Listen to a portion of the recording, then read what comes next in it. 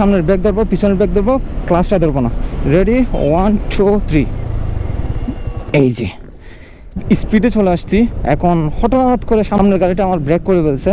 তো এখন আমার ইমার্জেন্সি ব্রেক করা দরকার। এই আমি যে ওইখান থেকে ব্রেক করছি, আমার এখানে এসে একদম 40 স্পিডের মধ্যে ওইটা ব্রেকটা একদম দাঁড়ায় গেছে গাড়ি।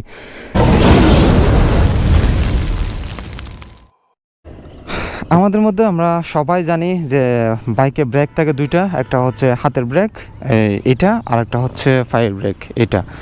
সো এই হাতের এবং পায়ের ব্রেক ছাড়াও আরেকটা ব্রেক আছে যেটার নাম হচ্ছে ইঞ্জিন ব্রেক। সো আজকে আমরা জানবো ইঞ্জিন ব্রেক সম্বন্ধে। হে এভরিওয়ান, আপনারা দেখছেন মিস্টার রাইডার, আশা করছি সবাই অনেক বেশি ভালো আছেন।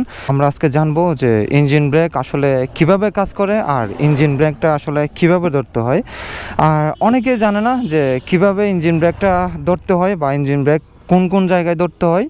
আবার আমাদের মাঝে এই ভিডিওতে যারা দেখতেছে অনেকেই জানে, যারা জানে তাদের জন্য এই ভিডিওটা নয়।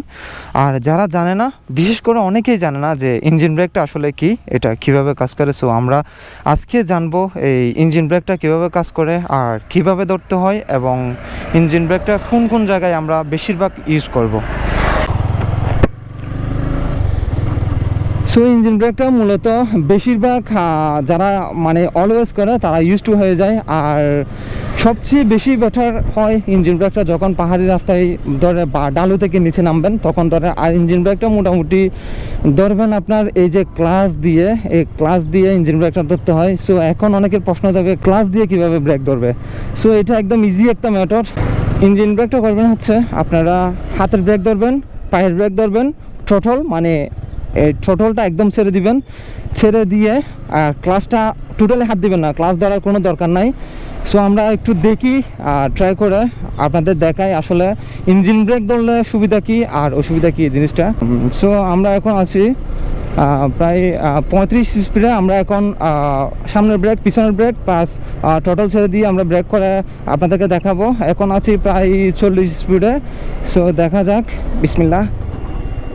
এই যে মানে টোটালি স্পেসটা যতটুকু নেওয়ার কথা, সামনের ব্রেক আর পিছনের ব্রেক চাপলে যতটুকু স্পেস থাকার কথা, ইঞ্জিন ব্রেক ধরলে তার চেয়ে স্পেসটা একটু কম নেই। মূলত এটাই হচ্ছে ইঞ্জিন ব্রেকের কাজ। সো আমি যে ওইখান থেকে ব্রেক করছি, আমার এখানে এসে একদম 40 স্পিডের মধ্যে ওইটা ব্রেকটা দাঁড়ায় গেছে গাড়ি। সো আমরা যদি এই সেম ব্রেকটা ইঞ্জিন ব্রেক না ধরে হাতের আর পায়ের ব্রেক করতাম তাহলে হয়তো আমাদের স্পেসটা আর একটু বেশি লাগতো। আমি আবারও 40 স্পিড তুলি, এই যে 40 স্পিড। এখন আমি সামনের ব্রেক ধরবো, পিছনের ব্রেক ধরবো, ক্লাচটা ধরবো না। রেডি, 1 2 3। এই যে একদম মানে জায়গায়। সো আমি ব্রেকটা এখান থেকে প্রেস করছিলাম, আমার এখানে এসে বাইকটা একদম থেমে গেছে। সো এটা হচ্ছে বন্ধুরা বাইকের ইঞ্জিন ব্রেক। সো এবার আসি, ইঞ্জিন ব্রেকটা কখন করবেন যদি কোনো জায়গায় খুব ইমার্জেন্সি ব্রেক করা লাগে, কোনো জায়গায় ওরকম পরিস্থিতিতে আপনারা পড়ে যান, হাতের ব্রেক এবং পায়ের ব্রেক করার পরও আমার বাইকটা ওই রেশিওতে থামতেছে না, আমি কি করব, ইঞ্জিন ব্রেকটা প্রেস করব। এটা আপনারা যদি ট্রাই করে দেখেন, এটা 100-এ 100 একটু হলেও সেভ করবে। সেটা হচ্ছে মনে করেন খুব স্পিডে চলে আসছি, এখন হঠাৎ করে সামনের গাড়িটা আমার ব্রেক করে ফেলছে। সো এখন আমার ইমার্জেন্সি ব্রেক করা দরকার। এইরকম ইমার্জেন্সি সিচুয়েশনে আপনারা যদি পড়ে যান তখন আপনারা ইঞ্জিন ব্রেকটা ইউজ করতে পারেন। আর ইঞ্জিন ব্রেকটা ইউজ যদি করতে থাকেন তাহলে আপনারা ইউজ টু হয়ে যাবেন। আর ইউজ টু হয়ে গেলে এটা আপনাদের জন্য অনেক বেশি ফিডব্যাক দিবে। ইঞ্জিন ব্রেক করলে বাইকে কখনো সমস্যা পড়তে হয় না, বাইকের কোনো সমস্যা হওয়ার প্রশ্নই নেই। কারণ হচ্ছে যত হায়ার সিসি বাইকগুলো দেখবেন আপনারা, সবগুলোতেই মূলত ইঞ্জিন ব্রেক দিয়ে বাইকটা কন্ট্রোল করে। ব্রেকিংয়ের জন্য ইঞ্জিন ব্রেক সবাই ইউজ করে কম বেশি। আমি নিজেও পার্সোনালি ইঞ্জিন ব্রেকটা প্রেফার করি, আমি নিজেও ইউজ করি। আর আপনারাও এটা ট্রাই করতে পারেন। আপনি যদি বাইকের ইঞ্জিন ব্রেক ইউজ করেন তাহলে ইঞ্জিন ব্রেকের মাধ্যমে ইঞ্জিনের কখনো ক্ষতি হবে না। তবে একটা জিনিসের ক্ষতি হবে, সেটা হচ্ছে আপনার বাইকের চেন স্প্রকেট। আপনি যদি 10,000 কিলোমিটার চালানোর পর যদি আপনার চেন স্প্রকেটটা যদি ক্ষয়ক্ষতি হয়, নষ্ট হয়, তখন ইঞ্জিন ব্রেক করতে করতে আপনার সেটা হয়তো 8,000-এর দিকে হয়তো আপনার স্প্রকেটটা চলে যাবে। সো আমি মনে করি এটা কোনো ব্যাপার না। যেখানে ব্রেক করলে আমার পুরো লাইফটাই সেফ, সেখানে আমি মনে করি না যে 8,000-9,000-এর চেন স্প্রকেট যাওয়াটা খুব বেশি কিছু।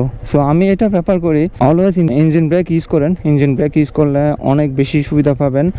আর সবচেয়ে বেশি সুবিধা হচ্ছে একটা বাইক যদি কন্ট্রোলের মধ্যে থাকে তাহলে ইঞ্জিন ব্রেকটা ডাজেন্ট ম্যাটার। সো তো সবাই ট্রাই করবেন ইঞ্জিন ব্রেক করার, সবাই ভালো থাকবেন।